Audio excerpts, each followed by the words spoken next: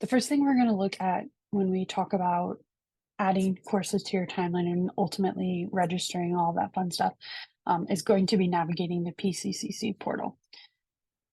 So to get to our portal in the first place, what you're going to want to do is go to the pccc.edu website. And in the top right-hand corner, you're going to see the My PCCC button. So when you click on that, it'll prompt you to then log in using your credentials. Once you've logged in and you're in your portal, on the left-hand side under Everyday Tools, you should find the self-service button. So you'll want to click on that. And then you'll be into the portal itself. Now, my self-service looks a little bit different than yours because I'm technically staff, faculty, and a student. But ultimately, the important buttons you can still see here. So when we're talking specifically about this, we want to click on Student Planning, which will bring up two choices for us. The first is View Your Progress, and that's ultimately what we want to look at. So by clicking on the View Your Progress, we're able to track our progress towards graduation. We can view quick things like GPA, what courses are needed, what courses we have planned, any courses that we're currently registered for, and also showcases the courses that we have, of course, completed. So we click on that and we scroll down a little bit. It ultimately will show you what all of the different requirements are for graduation. So this screenshot here is showing you an example of the different buckets that are required for the Associate of Science and Computer Science degree. It's important to know that in order to graduate, you must satisfy all of the degree requirements. You can't pick and choose. You have to make sure you satisfy all of them. One of the degree requirements that is going to show up in your progress report that was discontinued in fall of 2023 is the college writing exam. So throughout this presentation and even in your own progress report, you're going to see the college writing exam listed as a degree requirement, but it is no longer something that you are expected to take in order to graduate. So you can just ignore that degree requirement and just know that it's there, but that it's not something that you need to complete anymore. And the really cool thing about this is our progress report actually changes colors to showcase to you which components are completed, which ones are in progress, which ones are fully planned, and then even goes as far as to show you what happens when it's registered. And we'll see that throughout some of the other later videos in this series. So this is a screenshot of a student who is pursuing an Associate of Applied Science in Nurse Education degree. You can see here that the student has completed the college success requirement, the writing intensive, along with developmental English, basic math, and English language study requirements. And so it's very obvious because it changes from red to green. And here it specifically says 1 of 1 is completed and things like that. The system is also telling me as the advisor that the student has fully planned out all of their remaining general education required courses in addition to any of the remaining major required courses, which specifically for this major, you'll see it listed as phase 1 for gen ed and phase 2 for core clinical component. Now the titles or the buckets might be a little bit different, but ultimately you're going to have your gen ed requirements and then you're going to have your core major specific required courses as well. And so by this, just with the color coding, I can see that the students is on the right track because they have completed some of the degree requirements for graduation, but then those that they have not completed, they have fully planned out. So what are those graduation requirements? Again, there are 7 different buckets or things that traditionally that need to be satisfied. So college success, which all of you are either have taken or if you're watching this right now might be in. Writing intensive courses, general education courses, major specific courses, and then along with making sure you actually get to college level, which means you need to complete the developmental English, the basic math, and then also the English language study programs as well. One quick thing to note when we're talking about degree requirements is the catalog year. So it's this idea that graduation requirements might change year to year. However, the day that you declare your major with the college, it's like entering a contract with the school that says that whatever the requirements are for someone with that degree on that day, or specifically that year, are all that will be expected of you to graduate. They will not add more things to your plate that you have to complete in order to graduate. So here, this screenshot for this AAS nurse education student is showing me that their catalog year is 2021, which means that whatever the degree requirements were in 2021 are going to be those degree requirements that this particular student needs to graduate. Now, if a student were to, let's say in 2023, declare a major, their degree requirements might look different. Now, that's not super common, and most of the changes are pretty minor. Maybe courses are phased out, or they rename a course something else, and so it shows up as something else. But realistically, this isn't the biggest thing you have to worry about, but it is important to at least know that when you're talking to your peers who tell you one thing about what their degree requirements are, and they've been here for 4 years, that might be different than what yours are. So just make sure you're aware of the fact that different students, even with the same major, might have different requirements, and it's really important that you look at your progress report and speak with your academic advisor or a pathway coordinator to make sure that you're understanding what your specific degree requirements are. Okay, so the first graduation requirement we'll go more in depth on is developmental courses. So something to note is only courses that are level 100 or higher are going to count towards your college credits. The mathematic and English placement exams determine your incoming level along with your high school transcript. So sometimes depending on what courses you took in high school can put you and place you into specific levels of math and English. Otherwise, you would be required to take the placement exam. And then again, once you start classes at PCCC, to get out of those developmental levels, you do have to successfully pass those courses to get to college level. Then ultimately, this is really important because your mathematics and your English levels determine which college level courses you can take. So there are some classes that will allow you, there are classes that don't care what your math level is. And as long as you're at college level English, you're able to take them. Some of them allow students that are in the higher ELS courses, and the higher level developmental English classes, to be able to take college level courses. And then the same thing goes with math. So ultimately, it's important that you meet with your advisor, or again, in subsequent videos, we're going to talk a little bit about prerequisites and sequencing, and we'll show you how to know whether or not you are at a level that you're able to take a class. But this is something to be aware of, especially when we're talking about course sequencing, which will be really relevant in some later videos in this series. So on the screen right now, we do have a table that just shows you what the ELS sequencing is. So starting at, if a student comes in at the most intermediate level for both English, for reading, speaking, and then also with writing, they would start out at the ENR 20 and the ENW 20 level, and they would work their way all the way up to the ENR 107 and the ENW 107 level. And so that's the sequencing students would have to go through to get to college level English, but then they would be at college level English when they complete the ENW 107 course. The developmental English sequence starts with DE10, and then from there, once students have passed with the C or better, they can either go the first path, which has them taking DE20, and then the following semester they would be at college level English and they could take EN 101, or after DE10 they can take path 2, which has them taking DE25 and EN 101 the same semester. Then ultimately, again, for developmental math sequence, so there's the foundational level of math, which is MA 010. And then depending on what bucket or pathway your major falls into, if you're a liberal arts and humanities student, your transitional math would be MA 022, which would then lead you to college level of MA 101, 102, or MA 103, depending on your major. But then if you're a STEM, business, nursing, or radiography student, you would want to take the MA 025 pathway, which then your first your first college level math would be MA 108, because a lot of those majors do require a higher level of math. So this is just, again, there are visual cues that we'll review in later videos that discuss this more on how to make sure you're taking the correct courses in the correct order, but ultimately seeing this chart and just knowing that there is a process and a sequence is really, really important. Then we talk a little bit about writing intensive courses. So that's another degree requirement. You cannot take a writing intensive course until you have successfully completed EN 101, which is composition 1. So on the bottom, we have our little flow chart here. So first you would take composition 1, which would then allow you to register for a writing intensive course. So to sum it up, AS, AA, and AFA degrees require 2 writing intensive courses, whereas an AAS degree only requires 1.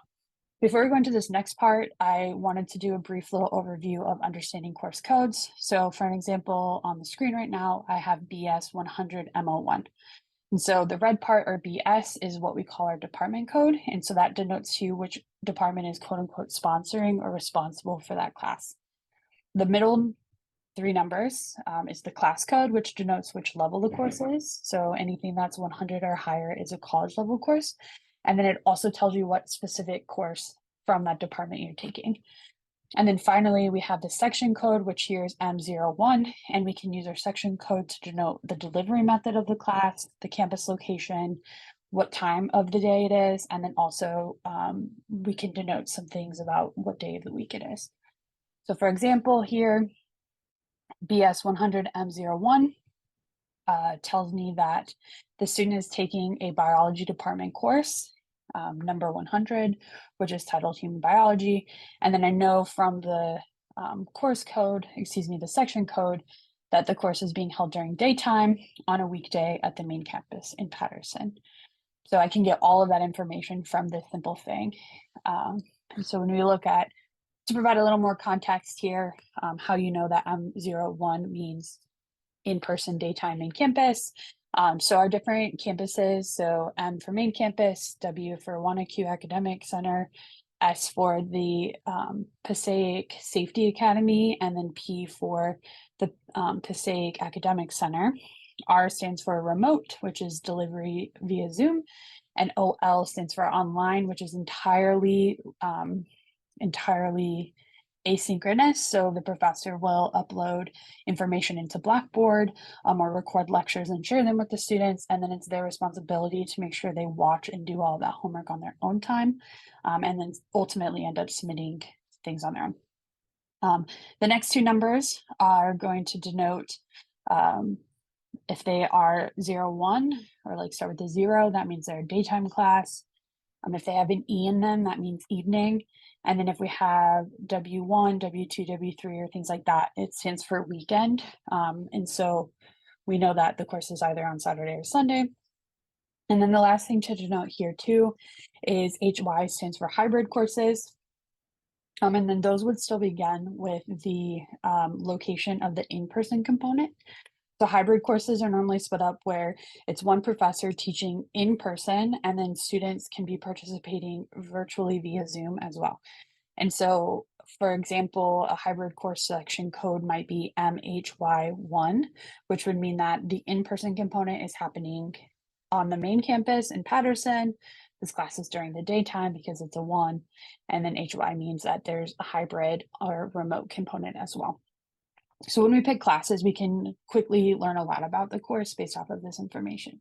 You might be like, why are we spending so much time on this if I can just click on things and read about it anyways? But the reason why it's so important for us to understand that different sections mean different things is because when we're talking about writing intensive courses, it's important to remember that not every single section of a specific class is going to be writing intensive. And so like we said, it's important. In the perfect world, you would find classes that you're already required to take for your major, and then make sure that you register for an online, not online, but you register for a writing intensive course section. So an example is with the biology department again. They're really good. They normally offer, sometimes they offer both, but at least one biology 1 class that has a section that is writing intensive, and one section of biology 2 that's writing intensive. It's not always both, sometimes it's just one or the other, but they do offer writing intensive of the bio classes. In addition to microbiology is oftentimes at least one section is offered as writing intensive. It really just depends. And so it's important that you make sure that when you're registering for classes, you're paying attention to the section number. So then that way you make sure that the section you're registering for, if you think it's writing intensive, is actually writing intensive. Because not every single biology class that's offered is writing intensive, but for example, the M01 section of human biology is writing intensive. So we just need to make sure that we're paying attention to that. And then finally on this slide, we've got the importance of, it's my recommendation to you, obviously there's no rule about this, but only take one writing intensive course a semester. It can definitely be a lot to try and shove it all in because it's writing heavy. So you're going to be writing lots of papers and doing research and all of those fun things. So just plan your schedule accordingly and try not to, plan on taking more than one writing intensive course in a semester. So how do we find writing intensive courses? So when we are back in our self-service portal, you'll find the course catalog button. And so you would click on that. And then when you scroll down to the bottom of the page, you can select a course type. And so from that drop-down menu, you can click on writing intensive. And then you hit the search, which would pop up and populate a list of all of the courses that semester that are offered that are writing intensive. Now, one thing I do like to note here where I say make sure the correct filter is applied and navigate the available courses. Sometimes when you scroll to the bottom of this list, you've scrolled through all 30 or so or however many classes will populate on one page, and you click the next page to view more. Sometimes for whatever reason, the writing intensive filter disappears. And so just make sure before you look on the page that you always see the writing intensive filter at the top to prevent yourself headache and heartache later on. Once you've looked through this list and you found a class that you want to take, so again, here we're using the BS 100 M01 example, you want to click the blue add button immediately next to that section. So then that way you make sure you add that specific section of that course that you know for sure is writing intensive to your schedule. Another thing to confirm, in addition to making sure when you're reviewing that the filter applied is correct, you can click on the name of the course. So here we're looking at the microbiology or BS 203 MW1. When I look at that, it pops up with my section details screen. And then from here, there's normally most of the time writing intensive courses are going to have that red circle with like a clipboard in it to show you that it's a writing intensive course.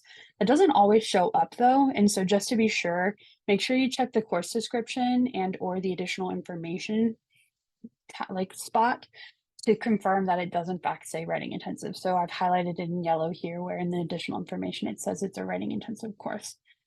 And then one last thing I'll say, and again, future videos will talk more about what I actually mean when I say this, but I want to mention it on this slide. Even if you plan a section on your timeline, so let's say I actually hit add for this microbiology class and put it on my timeline. Normally when you add a class to your timeline, it shows up on your progress report as being planned. That does not happen if you add a writing intensive course to your timeline. It does not show up as planned underneath the writing intensive header on your progress report. So it's important to note that because it can scare students sometimes.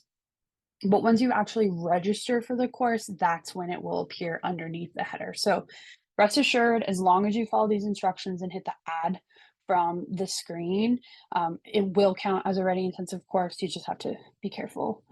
Don't let it get to you too much until the time is right. When it comes to our required courses, the only really note I have here, other than making sure you take the correct courses, is that for general education courses, you can pass the class with a D or better.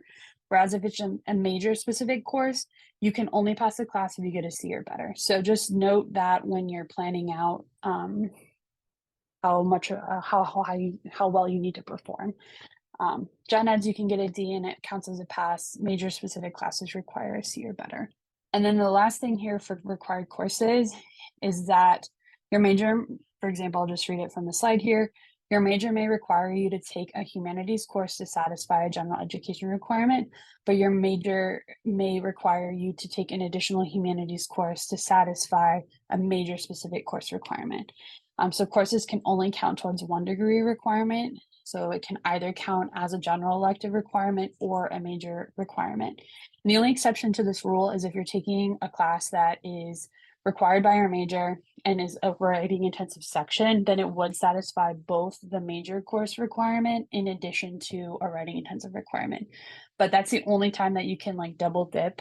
Otherwise, you have to take 2 separate courses. And then the other thing here too is when you are choosing electives, making sure that you pick classes.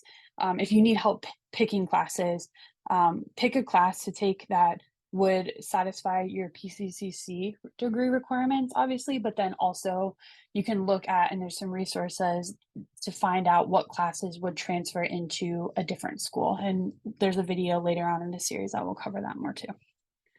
So this is an example of the can't double dip rule. So I know this is a lot, but this is from a college catalog. So specifically, this is an overview of the Associate of Science Liberal Arts Biology degree. So on the left-hand column are the classes that are required to satisfy the general education requirements, and the right-hand side are the classes that are required to satisfy the major requirements. So you'll notice that the general education requires students take one social science course in addition to one humanities course to satisfy the general education requirement. But then on the major side, you are also required to take an additional humanities or social science course.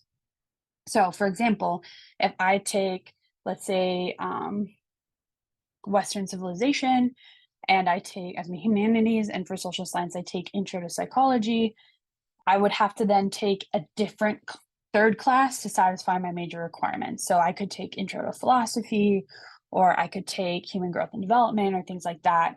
But I can't have my intro to sociology class from my gen ed requirement also satisfy the major requirement. Those have to be separate courses.